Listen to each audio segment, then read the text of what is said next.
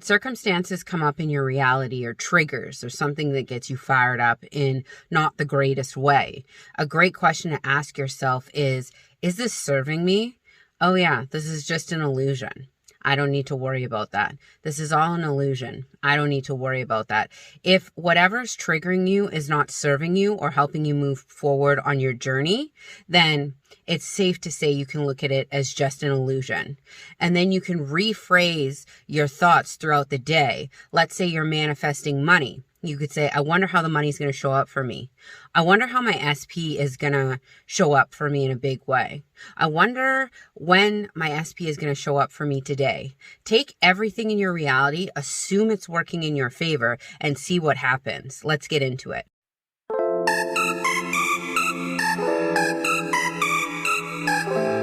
It's your girl T here, back with the Ttime Tuesday vid. Yeah, I know you guys are having a beautiful, blessed day because you're tea timers. It's absolutely what we do.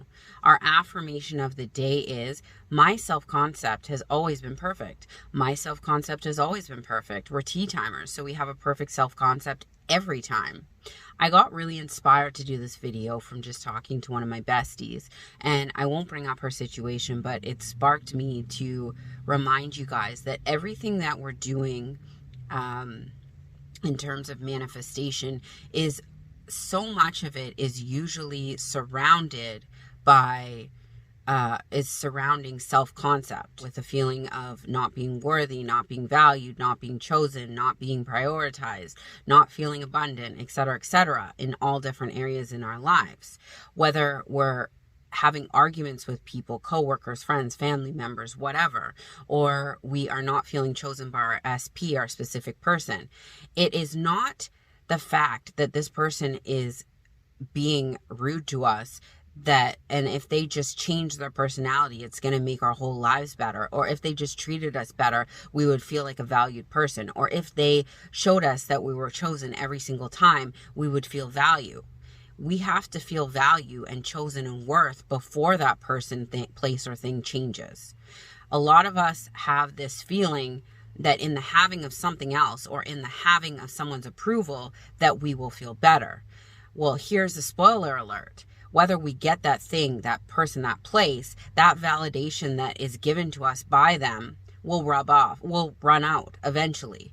It'll last for a couple days, maybe even a couple hours, and then we'll go back to seeing other situations that mirror the fact we don't feel loved, chosen, prioritized, or valued. And that is because our thoughts run our, our thoughts create our reality, which is mostly our subconscious thoughts.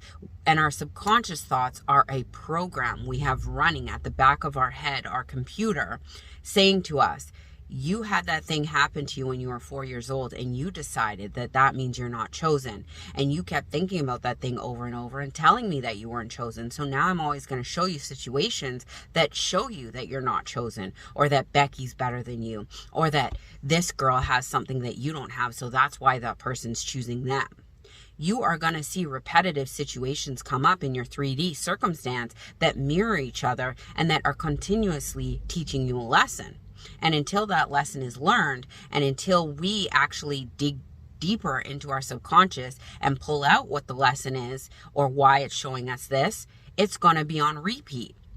So that's why some of you will say, oh, my SP reached out to me and we were having the best conversation, and they showed up for me for 2 weeks and then they disappeared.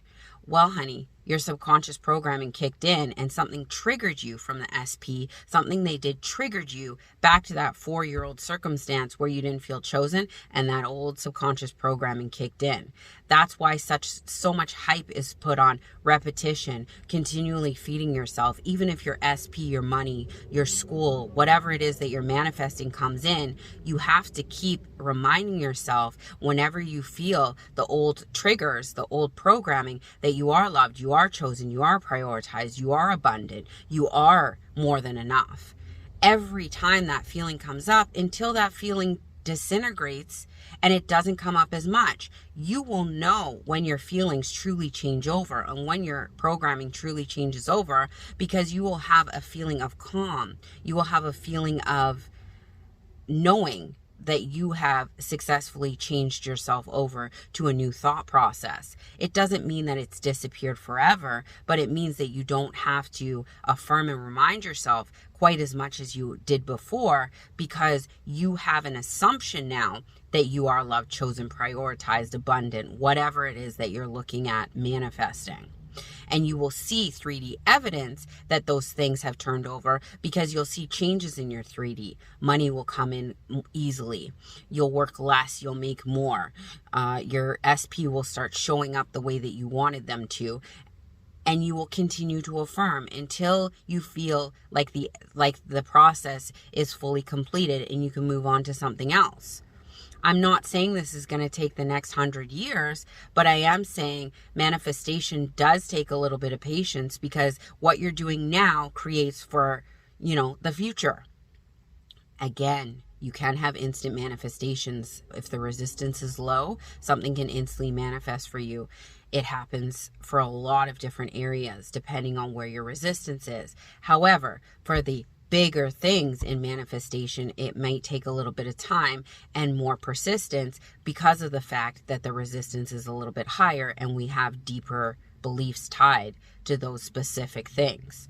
So once you have broken through that path of resistance and you've changed your programming successfully, a calm will come and you will start seeing the evidence that it's changed, and then things will open up. But the tie to your self-concept is a lot of the stuff that we are manifesting has to do back to self-concept. The feeling of not being chosen, worthy, prioritized, loved, cared for, whatever. A lot of it has to do with self-concept. So if you are seeing repetitive situations come up in your 3D circumstances, like I've told you guys for so long now, look at what it's trying to show you.